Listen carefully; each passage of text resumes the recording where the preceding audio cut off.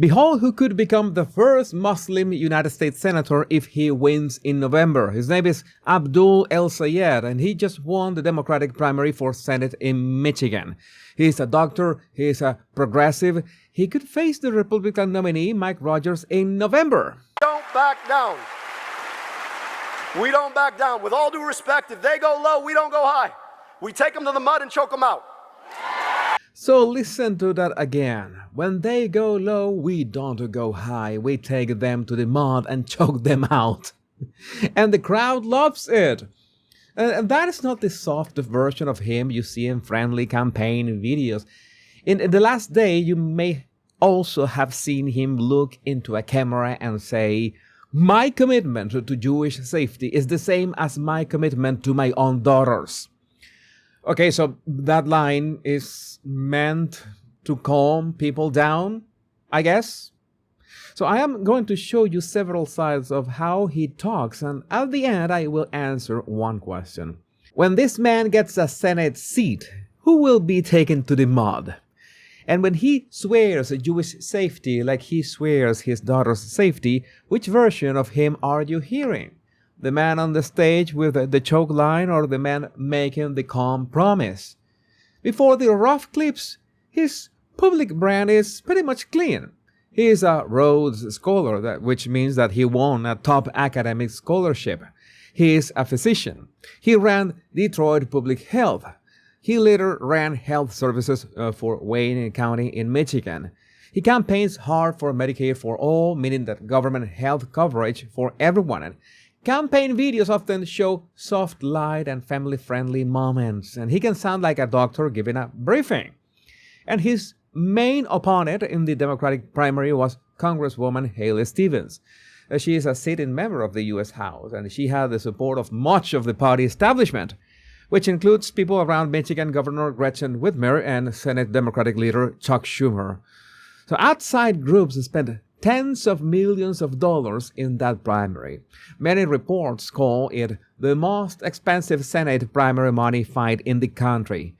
A major pro-Israel loving group, AIPAC, and allied spenders backed Stevens and tried to stop El Sayed.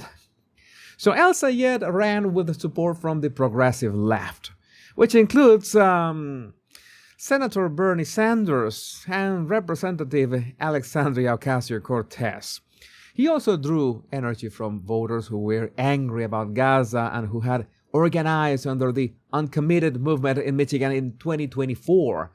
Those voters showed they can turn out large numbers of people, and he won the primary by about 1 percentage point. So if you only watch friendly coverage, the story is it's very simple. A progressive wins a big race, new voices rise, the ticket looks more diverse. So keep that friendly image in your mind for a moment. Now, look at how he talks when the room is not a campaign ad.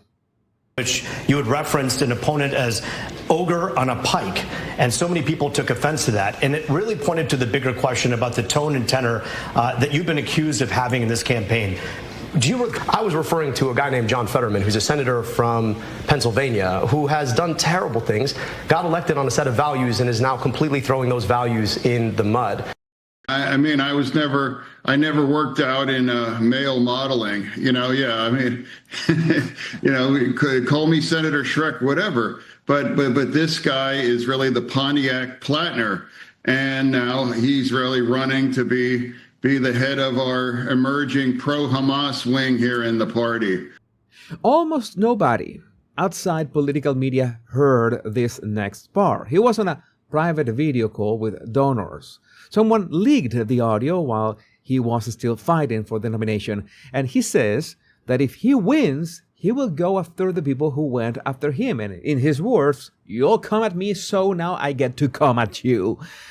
He says he's fine with running primary challenges against Democrats, like Senator John Fetterman of Pennsylvania. A primary challenge means trying to replace a sitting Democrat with someone more to your side. And then he says this line, "Ideally, you put one ogre on a pike and then everyone else gets the message." So in plain English, you make a public example of one opponent so the rest fall in line. So Fetterman answered in public. Fetterman is that tall Democratic senator who has been mocked for his appearance. He called El Sayed Pontiac Platner, a jab comparing him to another progressive who crashed. So Fetterman also joked he could be Senator Shrek. In other words, Fetterman refused to act scared. But later, El Sayed said on television that the Augur line was about Fetterman, not about Haley Stevens. Okay, that helps in a debate, I guess. But it does not erase what he chose as his metaphor among friends. A head on a stick as a leadership tool. So most voters never heard that call. They heard doctor from Michigan. So yeah, that difference is the heart of this video. So here's a simple rule you can use in daily life. When someone talks one way in private and a very different way in public, treat the public version carefully until you see more, because real feelings do not wait for a camera. The performances often do. So if a man only sounds gentle on television and sounds like he is getting or setting scores on a close call, you are hearing two different messages for two different audiences. The leaked donor call was not made for the general public. That is why it has more weight, why it matters more. But you already heard the opening clip. Let's think about that for a second. Don't back down. We don't back down. With all due respect, if they go low, we don't go high. We take them to the mud and choke them out. For years, Michelle Obama, the former First Lady, used a famous line, "When they go low, we go high." It meant stay moral when opponents fight dirty. But El Sayed flips that line on a packed progressive stage. When they go low, we don't go high. We take them to the mud and choke them out. And the crowd just erupts in a roar. He is selling a picture of physical dominance. So the line is built to be shared as a short video. A familiar setup, a hard ending, cheer, perfect for TikTok.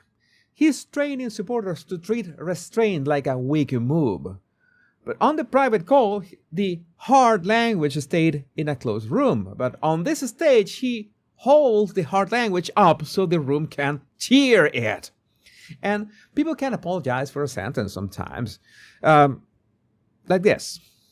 What I have not heard is the Republicans on this panel decisively and swiftly call out this kind of Islamophobia, this kind of racism in the context, right, that they are running to represent a state that has the highest per capita number of Muslim Americans in the country. Now, you might not hate racist Muslims, but I'll tell you, Muslims definitely hate you. All right, Sheree? Years earlier, in 2018, he ran for governor of Michigan. At a forum, a Republican opponent smeared him with false brotherhood conspiracy talk. And that smear was ugly and stupid. El Sayed hit back hard. You may not hate Muslims, but Muslims definitely hate you. Okay, that is the kind of things that will turn heads. And yeah, he apologized later for that one. Now, I want to point out at something interesting here. When someone attacks him through identity, he often answers with identity hit. So, yeah, it's like an eye for an eye, I guess. I don't know. But in 2018, a harsh line, then an apology. In 2026, choke talk on a stage and pike talk on a private call with better production around the brand. So, the soft public face apologizes and soothes. The hard face escalates, and he has been escalating for a while. What do you think is going to happen if he gets to become a senator? That is a nice question. But sometimes the brand does not look more aggressive. Sometimes it just looks awkward, like this. If you're on Instagram, my team has access to my Instagram account. And like the things that I actually look at on Instagram, right? Of course, we get served that on your For You page. But then like every third video that scrolls on its own is going to be some OnlyFans model. And it's because it clocked me as being a 40-some-year-old man. He is in a Senate race. He talks about war, money, and power. Then, on camera, he complains that every third video in his Instagram feed is an OnlyFans model. He blames the algorithm for treating him like a typical man in his 40s. And people online were right. That is not really how that algorithm works if you never engage with that content. Why put this next to the choke talk?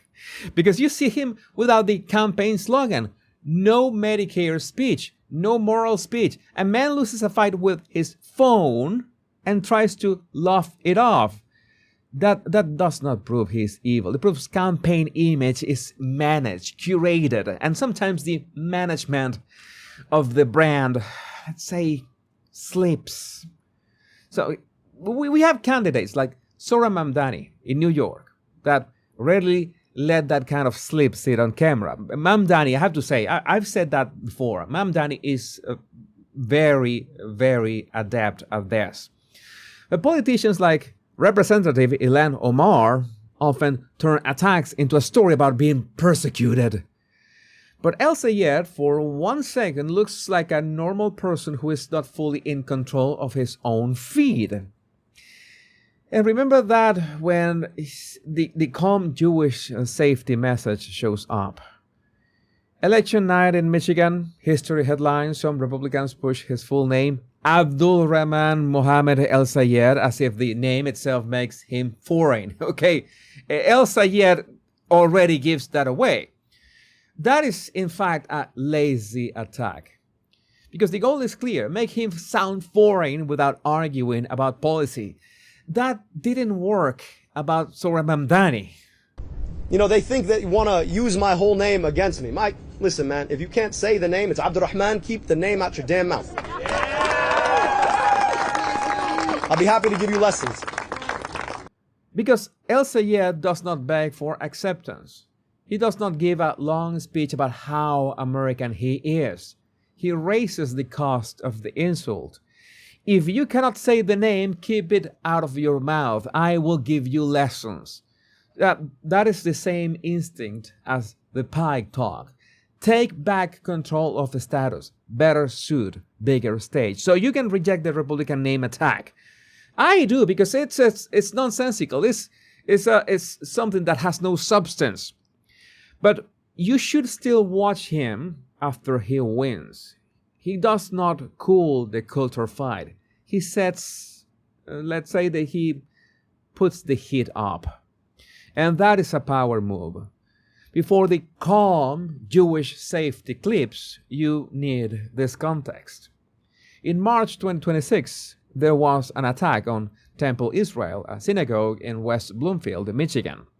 A man drove a truck into the building while children were there. And security and police stopped the worst of it. The attacker was killed. The Jewish community was left with real fear and trauma.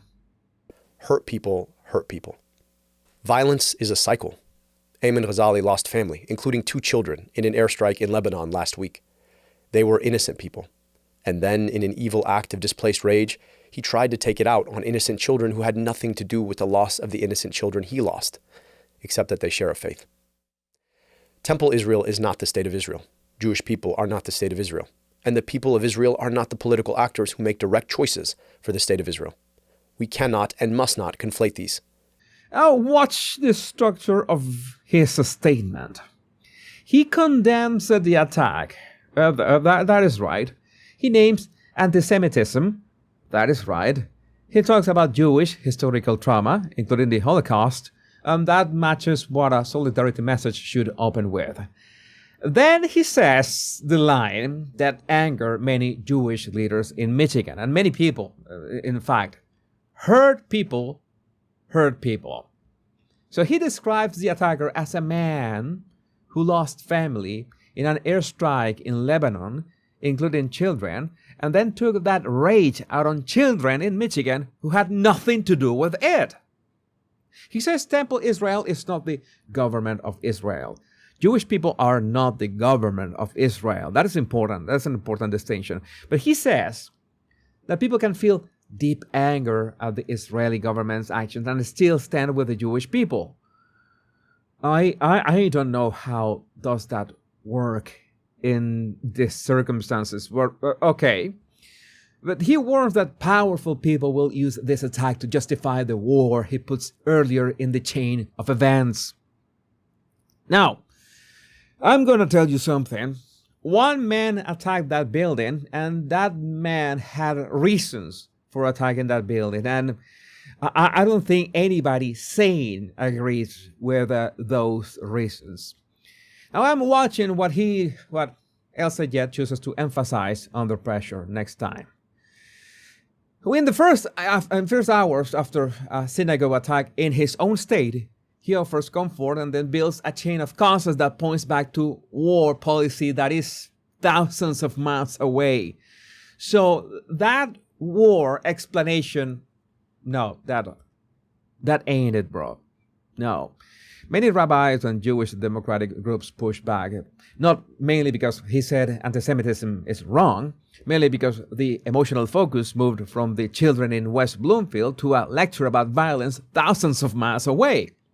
So if you only quote the soft sentences, he sounds like a healer. If you watch the whole structure, well, he sounds like someone who will not leave geopolitics out of a local trauma speech. So that is harder to watch than a choke chant. Choke chants feed a rally crowd, but this speech went to the whole state and he still pulled the war into it. That is concerning. Now the primary is over. Accusations of anti-Semitism are everywhere. Haley Stevens said he wanted to dump blame on Jewish Americans. Jewish groups are split. Some sound disappointed. Some sound alarmed, of course. AIPAC and allied groups are already planning for November. AIPAC and Israel are not the same as Judaism and the Jewish people. I love Judaism and I love the Jewish people.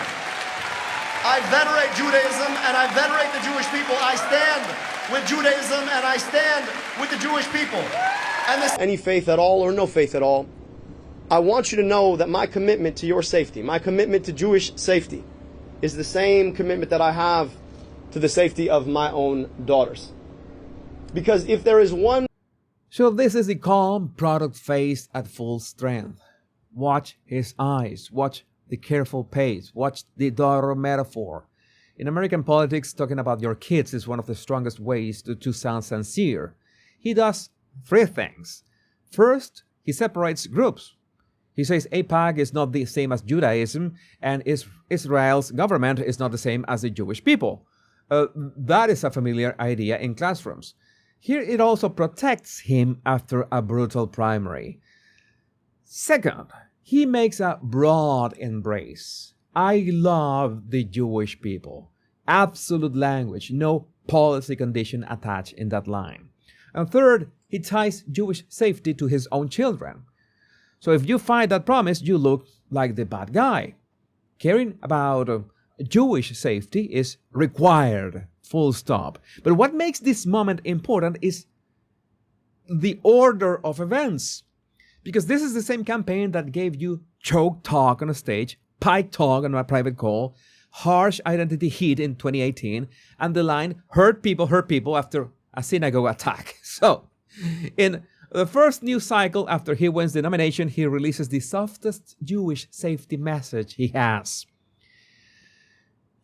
I'm going to tell you that looks like image repair under a lot of pressure. And yeah, Mamdani, for one, often repairs with charm.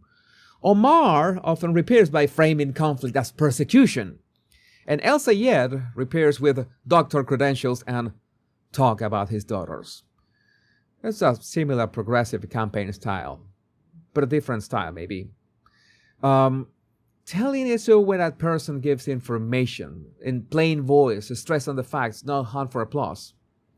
So after the Temple Israel speech that leaned on war and cycles of violence, the daughter's line sells hard. Family, absolute love, careful separations that protect the brand. Now ask one question. Is this voice teaching you something or trying to close a sale? And a careful note on language you will hear. When people say Michigan politics is enriched by more diverse power brokers, you have to read between the lines.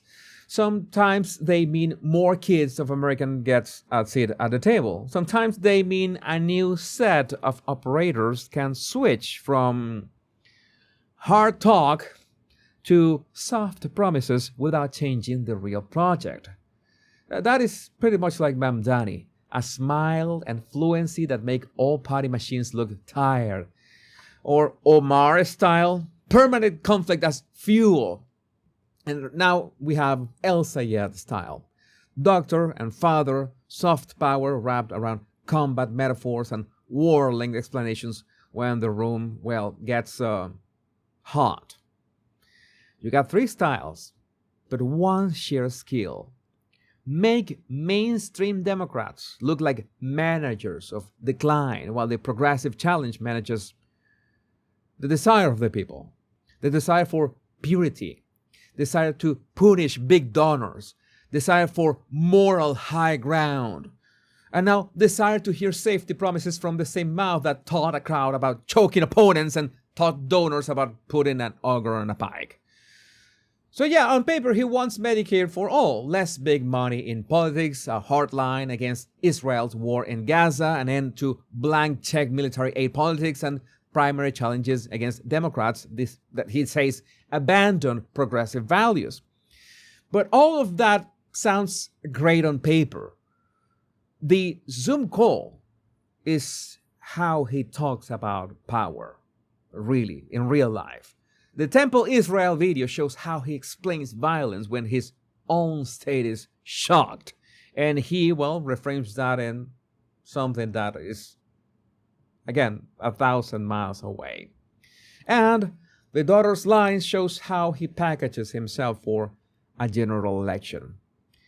But let me know what you think about this in the comments. My name is Jesus Enrique Rosas. I'm the Body Language Guy. Much love and bliss.